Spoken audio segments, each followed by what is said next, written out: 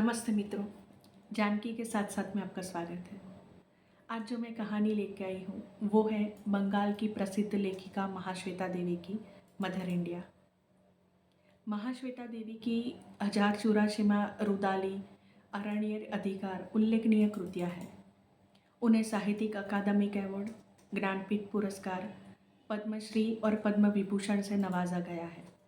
वह एक लेखिका नहीं, समाज सेविका भी थी। उन्होंने पश्चिम बंगाल, मध्य प्रदेश, बिहार एवं छत्तीसगढ़ के विस्तार के जो आदिवासी लोग हैं उनके सशक्तिकरण के लिए सराहनीय काम किया है।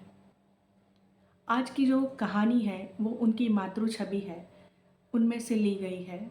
ये जो संग्रह है मातृ छवि, उनमें सिर्फ और सिर्फ माँ की कहानियाँ हैं। उनमें से एक कहानी है मदर इंडिया। मैं हमेशा कहती हूँ कि जब भी हम कोई कहानी की बात करते हैं तो उस कहानी के उस समय की सामाजिक और राजकीय परिस्थितियाँ भी साथ आती हैं। और ये जो कहानी है वो आज़ादी के बाद की कहानी है, पश्चिम बंगाल की और उसके आसपास के विस्तार की कहानी है। और उसमें एक माँ ने कैसे संघर्ष किया है उसकी कहानी है। माँ के संघर्ष में माँ की एक ही इच्छा है, क्या वो पूरी होगी? बस यही ये कहानी है। तो कहानी अंत तक सुनिएगा। आज की जो हमारी कहानी है उसका नाम है मदर इंडिया। मदर इंडिया 80 साल की है। उसका रंग तांबाई काला है, बाल घुघराले छोटे छोटे एवं सफ़ेद है। मटमैली 2 आँखें हैं नक्षत्र जैसी, लेकिन मानो कि वो 2 नक्षत्र जैसे मरे हुए हैं। चेहरे की हर रेखा फटी हुई है, जैसे गंगा किनारे पानी हट गया हो और कीचड़ में 1000 केंचुए जैसे सरक गए हो ऐसे। उसका जो शरीर है वो छोटे छोटे छिद्रों से भरा डूंगरी जैसा शरीर है। मदर इंडिया, ये नाम उसे सिद्धू ने दिया था। सिद्धू ने उसे फुटपाथ पर अपने बच्चों के लिए रोते तड़पते देखा था। सिद्धू ने बोला था, मौसी तुम मदर इंडिया हो, तुम यही रहोगी। कलकत्ते में फुटपाथ पर जगह मिलना बहुत बड़ी बात है। ऐसे बड़े बड़े शहरों में फुटपाथ पर भी जगह मिलना मानो कि घर जैसा है। दक्षिण से जो लोग कलकत्ता आते हैं वो आज यहाँ तो वहाँ मारे फिरते हैं। सिद्धू की कृपा से मदर इंडिया को जगह मिली थी रहने के लिए। सिद्धू अब इस दुनिया में नहीं है, लेकिन मरने से पहले बहुत कुछ दे के गया था। अपना एक बॉक्स से बना हुआ सिंहासन, टाट की छावनी। सिद्धू उसका पेट का जना लड़का नहीं था, लेकिन पेट के जने लड़के से भी ज़्यादा करके गया था। सिद्धू ने घर दिया, जगह दी, नाम दिया। इतना ही नहीं, सिद्धू खाने का भी इंतज़ाम करके गया था, लेकिन मदर इंडिया उसको बरकरार नहीं रख पाई। सिद्धू और उसके जैसे 4-5 कंगालियों के लिए मदर इंडिया खाना पकाती थी। वो वेला ढलते ही बाजार बुहारती, गोभी के पत्ते और बकरे की जो मलनाड़ी है वो लेके आती। तीन जो ईंट है उसको रख के वो चूल्हा बनाती और अमृत जैसा भोजन पकाती। सामने जो गृहिणियाँ हैं उनसे चावल भीख में लेके आती और उसी के चावल बना के इनको खिलाती। नमक मिर्च मसाला कहाँ से लाती आश्रितों को कुछ पता नहीं है, लेकिन वो खिलाती। लेकिन अब नए नए कंगाली यहाँ रहने आ गए हैं, नए नए पड़ोसी आ गए हैं। अब उनके लिए खाना फुल्लारो नामक स्त्री बनाती है। तो मदर इंडिया को खाने के लिए अब उसके पास कुछ नहीं है। कई दिन हो गए हैं जो उसने खाना नहीं खाया है। अब वह गुल बनाने का काम करती है। लकड़ी के गोदाम में लकड़ी का जो बुरादा होता है वो लाने में उसकी कमर और पीठ एक हो जाती है। वो बुरादा लाती है और मिट्टी में उस बुरादे को मिला के बड़े बड़े गुल बनाती है। लकड़ी के गुल बेच के अपना जीवन चलाती है। लकड़ी के गुल जब बन जाते थे तो उसको सुखाने के लिए वो रखती थी। और जो सिद्धू ने सिंहासन दिया था बॉक्स वाला, वहाँ पे बैठती और अपने अतीत में सरक जाती। जैसे ही वो वहाँ पे बैठती, जब वो अपने अतीत में जाने लगती, नए नए उसके जो बीज है वो अंकुरित होने लगते। उसकी चेहरे की जो रेखाएं फटी हुई थी वो शांत हो जाती। वो याद करती अपने बावली बाप को, कैसे अपने बावली बाप के साथ 4 मैदान और 2 नहरें पार करके वो बन बीबी की पूजा करने जाती थी। वहाँ पे वज्रपात से क्षीण हुआ एक पीपल का वृक्ष दिखता था। वो हर साल उस वृक्ष को पानी पिलाती। गर्मियों में वो वृक्ष सूख जाता था, बिल्कुल वैसे जैसे आज मदर इंडिया का शरीर भूख के मारे जला हुआ दिख रहा है, बिल्कुल उस वृक्ष की तरह। उसका बावली बाप हमेशा कहता कि पीपल के वृक्ष में देवताओं का वास होता है। नदियों में जब वो डुबकी लगाती तो उसके चेहरे की हर रेखा मिट जाती, मानो शांत हो जाती। वह नहीं जानती थी कि उस वक्त उसे देखने से जराग्रत मनसा बुढ़िया की याद आ जाती थी, जो मुट्ठी भर अनाज के लिए, सिर पर लगाने के रत्ती भर तेल के लिए, लज्जा ढकने के लिए, कपड़ा मांगने के लिए पूजा पर बैठी है, जिसकी हालत समझने की कोई कोशिश नहीं कर रहा है, जिससे हर कोई दूर दूर आता है, अपशकुन मान के उसको हटाता है। उसका चेहरा पत्थर जैसा शुष्क हो गया है। उसके 3 लड़के थे, तीनों के तीनों मर गए। नहीं किस शक्ति से खींचकर शशि धड़ा और उसकी औरत पातुल मन्ना बाबू की जमीन के अधिकार को जमाने के बाद आबाद करने गए थे। कम उम्र के लड़के भला वहाँ क्यों जाते? जो गगन बावली था, जो पातुल के पिता थे और शशि धड़ा के ससुर, उन्होंने कई बार आंखें लाल करके, गुस्सा करके शशि धड़ा को समझाने की कोशिश की कि ये जो 11 साल का भाड़े पट्टे का जो ज़मीन का करार है वो नहीं देगा मन्ना बाबू। वो 12 साल में नए लोगों को ही देगा, वो ज़मीन छोड़नी ही पड़ेगी। लेकिन शशि धड़ा को कौन समझाए? शशि धड़ा को ये था कि अगर ज़मीन पर 11 साल हमने काम किया है, हमने धान रोपे हैं, हमने इतना काम किया है, ज़मीन की उपज की है, तो वो ज़मीन हमारी ही है। और उसके जैसे कई सारे लोग ऐसे थे। लेकिन शशि धड़ा को कौन समझाए? उसको बहुत सारे लोगों ने समझाया कि जो बाबू है, मदन बाबू, वो नहीं होने देंगे। हर साल वो 12 साल में नए लोगों को ही ज़मीन देते हैं।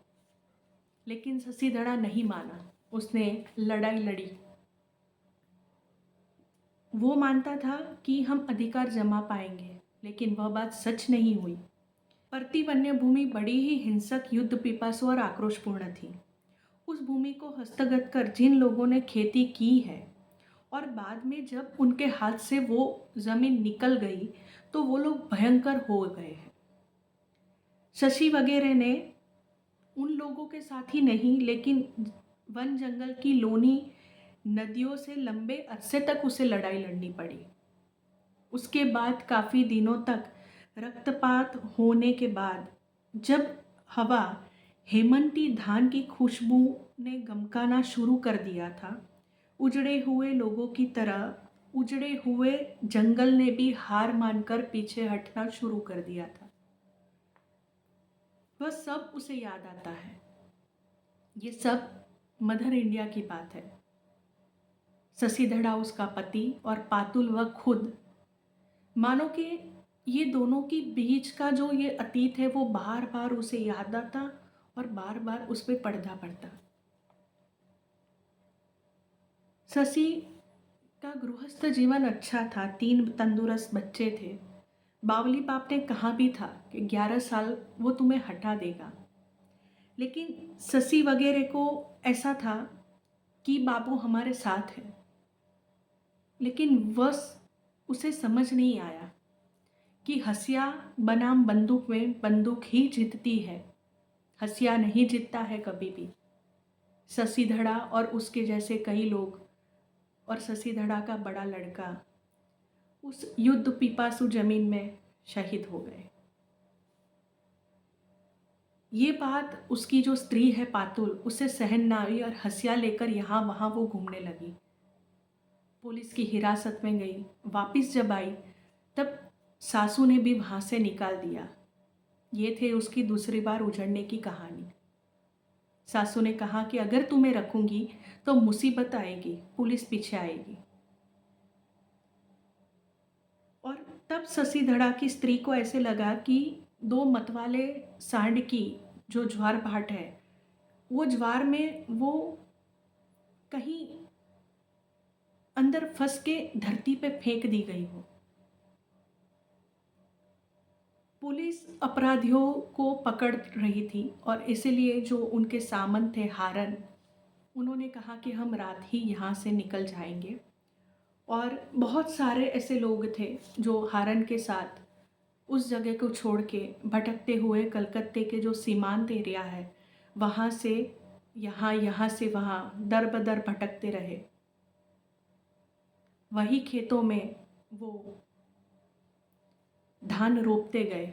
उसमें एक थी शशि धड़ा की स्त्री पातुल। ये वही ज़मीनें हैं जो शशि धड़ा ने हासिल की हुई थी। अब वही ज़मीन में उसे वापस से नौकर बन के धान रोपना पड़ रहा है अपने दो बच्चों के लिए। वो गुस्से से ठंडी गर्मी सब कुछ सहन करके वो धान रोपे जा रही है। को अपने बचपन की बहुत याद आती थी, कैसे वो अपने बावली बाप के साथ बन बीबी की पूजा जब करने जाती थी। मातृविहीन एक काली लड़की नाव नहर में तैर रही थी।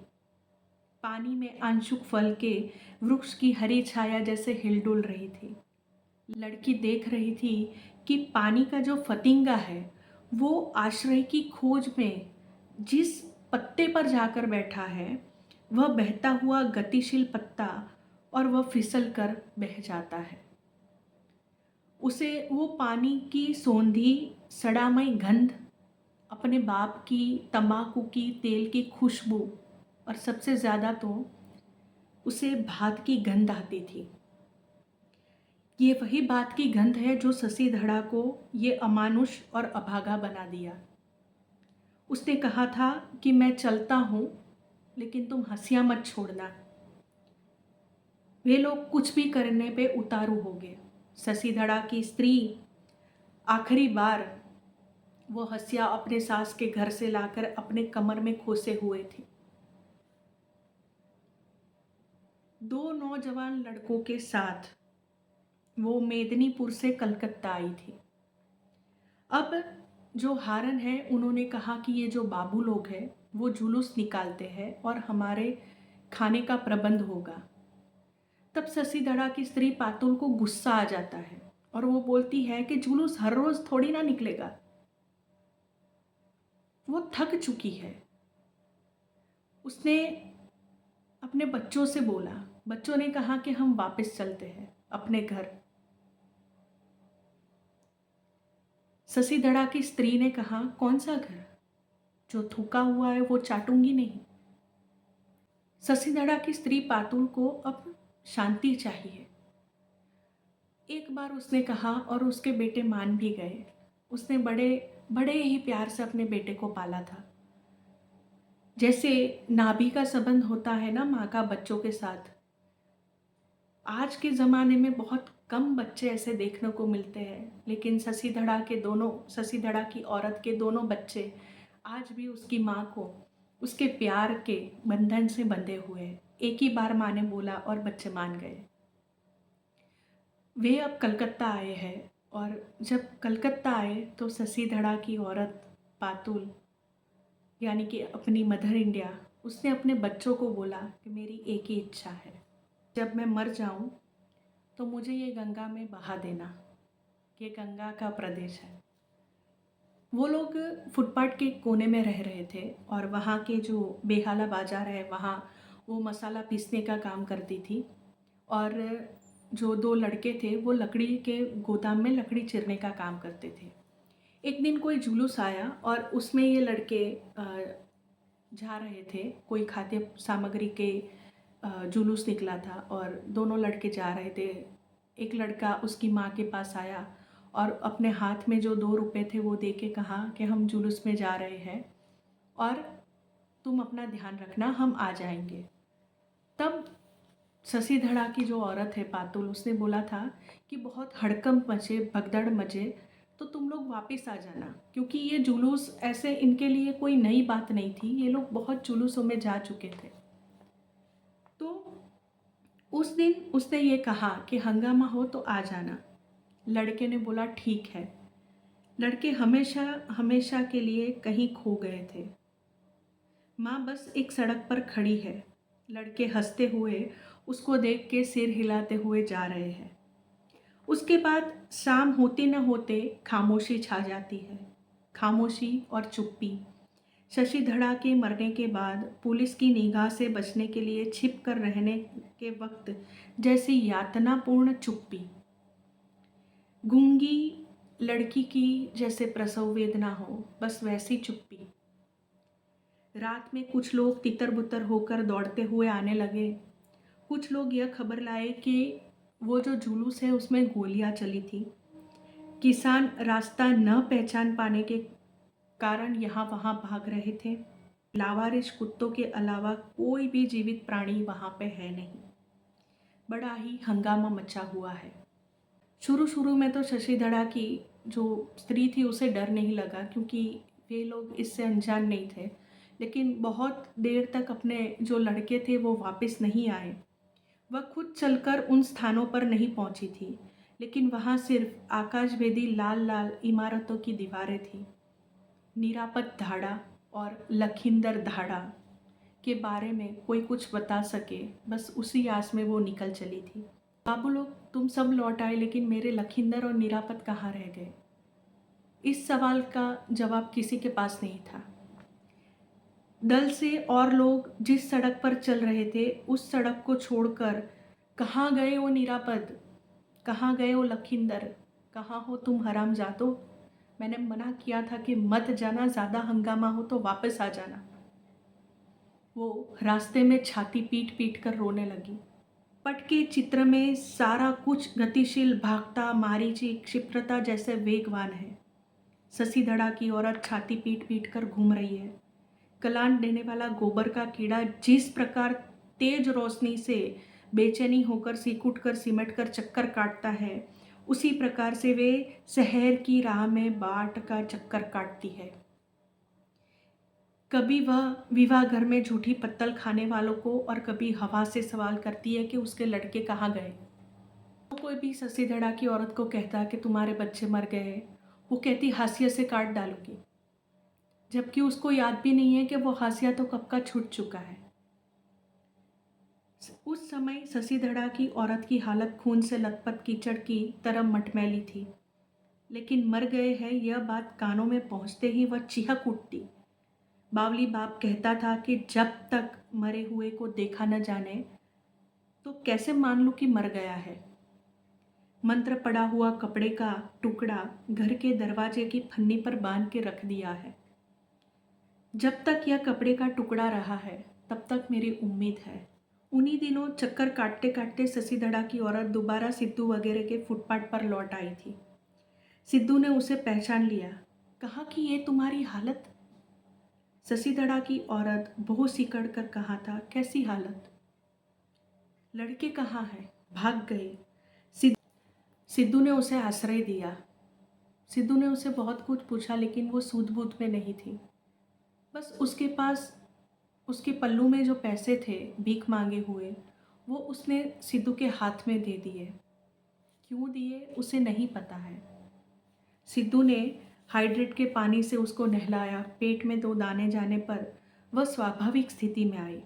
उसकी चेतना मानो लौट आई।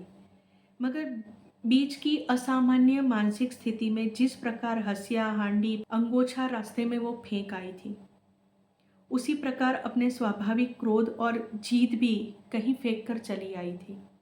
सिद्धू ने कहा कि दुख और शोक के कारण इस औरत का काठ मार गया है। दूसरे कंगालों ने सिद्धू से पूछा कि इसके प्रति तुम्हारी ममता का कोई कारण? सिद्धू ने बीड़ी का कश लेते हुए कहा कि एक बात कि अब टेम्पररी नहीं है, ये कंगाली है और स्थायी कंगाली को हमें ठौर देना पड़ेगा। यही फुटपाथ का कानून है। इसके अलावा ये हमारे गृहस्थी का काम करेगी। दूसरे कंगालियों ने इत्मीनान से सांस ली। कथरी, कपड़े के टुकड़े, टाट, कागज़, पीसबोर्ड की चप्पल, हांडी, पतली, टीन के मग, चूल्हा, केरोसिन, तेल और लकड़ी की पेटियों के कारण उनकी घर गृहस्थी का बोझा कम नहीं था। उन लोगों ने इत्मीनान से सांस ली। सिद्धू ने उसे स्वार्थ के कारण ठोर दिया है, यह क्या कोई कम आश्वासन की बात है? यदि सिद्धू कहता कि उसने दया ममता से पिछलकर उसे ठोर दिया है, तो वे लोग सिद्धू पर विश्वास करते? सिद्धू ने दोबारा बीड़ी का कश लेते हुए कहा, उसका चेहरा देखा है? एक बार की मदर इंडिया का मेकअप है। सिद्धू बोला, नूलो रसोई पकाता था। तुम अगर रसोई पानी का इंतज़ाम कर सको तो वह ज़्यादा से ज़्यादा वक्त बाहर रह सकता है। भीखमंगों की रसोई एक वक्त की बनती है। कई दिनों के अंदर शशि धड़ा की औरत ने उस तरह की रसोई पकाना सीख लिया। कई दिन के अंदर ही बाजार में झाड़ू लगाकर सड़े हुए टमाटर, गोभी के पत्ते, मूली, साग, अधसड़े आलू, बकरे की मलनाड़ी लाना उसने सीख लिया था। एक दिन जब सिद्धू इस दुनिया से विदा हो गया तो वह चुपके से सिद्धू के टाट के घर में घुस गई और किसी ने ऐतराज़ नहीं दिखाया। उसका हक है या नहीं, इस संबंध में किसी ने सवाल नहीं किया। घर के अंदर घुसकर उसने बांस की एक फट्टी में कपड़े के 2 टुकड़े बांध दिए। नए घर में प्रवेश किया। पूजा नहीं करोगी? नूलो ने कहा, हम लोगों को मिठाई नहीं खिलाओगी? उसने जवाब नहीं दिया था। बावली बाप कहता था, जब तक उम्मीद रहे कपड़े का टुकड़ा मत उतारना। कपड़े का टुकड़ा जीवन की कुंजी है। अचानक जिसके बारे में सुनने को मिले कि वह मर गया है, वह लौट आएगा। कपड़े के टुकड़े बांधकर वह बोली, जो खोलेगा उसे खत्म कर डालूंगी। क्यों? उसमें क्या है? लोग पूछते उसको। वो कहती, मेरे लड़कों के प्राण हैं। वे लोग फिर लौट आएंगे। वो आएंगे और मेरा दाह संस्कार गंगा किनारे करेंगे। उसकी बस यही एक इच्छा है। गुल सुखाने के लिए जब भी वो बैठती तो वो शशि धड़ा और उसकी स्त्री पातुल, इसके इर्द गिर्द का वो जीवन है, वो पूरा रोज़ जीती। रोज़ गुल सुखाने के वक्त उसका एक ही काम, वही बावली बाप, फिर शशि धड़ा, फिर वो संघर्ष, फिर वो उजड़े जाने की उसकी कहानी। हर रोज़ वो दोहराती, हर रोज़ दोहराती। हर रोज़ अपने उजड़े हुए जीवन को वो देखती। अब उसके पड़ोसी नए भिखमंगे हैं और उनके लिए शाम को फुल्लारो नाम की स्त्री वो खाना पकाती है। फुल्लारो अच्छी स्त्री नहीं है। वह बस स्टैंड के चक्कर काटती रहती है। लेकिन और फुल्लारो को जो स्त्री भिखमंगे है उसके लिए उसको बहुत ही गुस्सा है। लेकिन यही फुल्लारो मौसी को नहलाती भी है और उसको कपड़े भी पहनाती है। उस गुल सूख गए हैं और मदर इंडिया कह रही है कि मोक्षदा को पुकार कर कह देना कि गुल ले जाए। तब पूछती है फुल्लारो, तुम नहीं आओगी? नहीं री, शरीर साथ नहीं दे रहा। यह क्या सुना है? उन लोगों के घर में यज्ञ हो रहा है, यज्ञ में जाकर तू खाना खा। फुल्लारो को घोर आश्चर्य हुआ। वह जिस जिस घर में गुल देती है उस घरों में ब्याह, श्राद्ध, जनेऊ, अन्नप्राशन के मौके पर पतल भर खाना मिलता है। उस बाधाहीन निमंत्रण पर वह नहीं आएगी? फुल्लारो बोली, थर थरा क्यों रही हो मासी? जोरों की सर्दी है ना। सर्दी कहाँ है? बुखार नहीं है, फिर भी उसका देह कांप रहा है। बोली कि तू जा, उसको देकर आ और पैसे गिन कर ले आना। साबूदाना बतासा खाओगी ना? धत। उसे टोकरी घर के अंदर फेंक दी। सिकुड़ कर लेट गई। टाट जरा हटाकर सड़क की ओर निहारने लगी। मन के भीतर मानो लोनी नहर का पानी बह रहा है।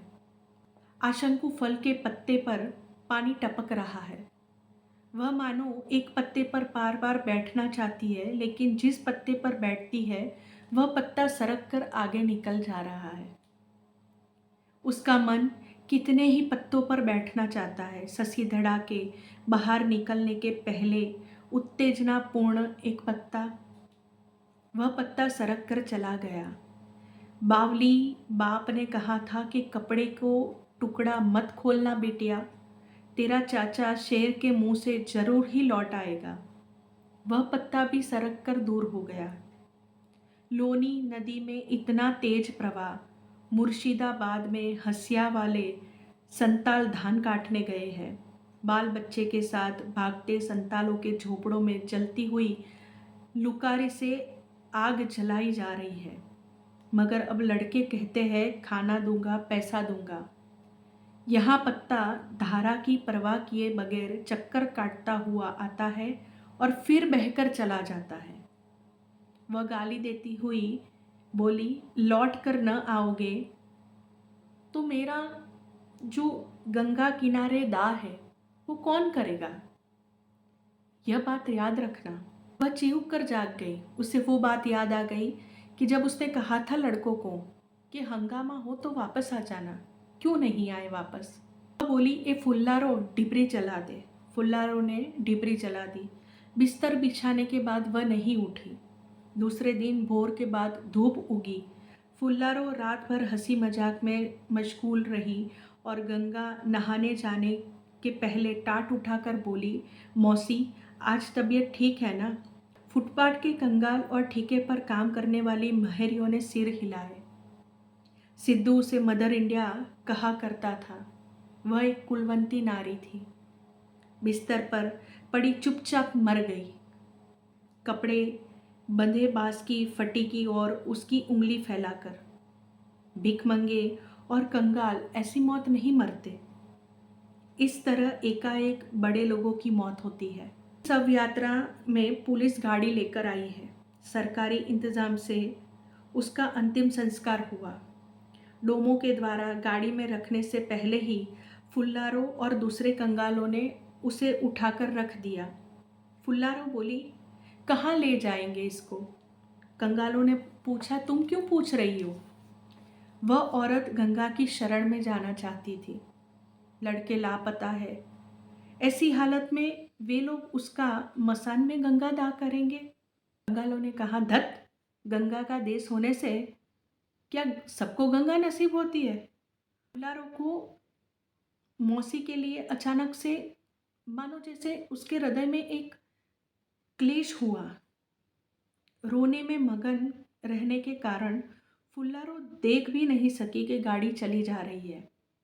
मदर इंडिया के दोनों पैर खुले दरवाजे की फाक में सुते हुए हैं, मृतक के कर्म के बिना ही राख होने के लिए। मदर इंडिया यह नहीं देख सकी कि उसके जैसे कंगाल और फुल्लारो जैसी स्त्री आज उसका सुतक पाल रहे हैं। मदर इंडिया, कितना संघर्ष। एक स्त्री का बचपन से लेके जवानी से लेके बच्चों तक का उसका जो संघर्ष है, वो संघर्ष में उसने कभी भी कोई भी अपनी फरमाइश नहीं रखी। वो बस वो संघर्ष और अपने बार बार उजड़ जाने की वो वेदना सहती रही।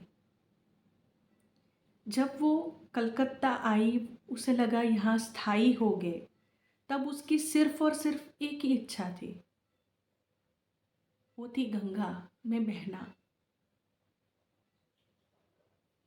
लेकिन वो भी उसके नसीब में नहीं था।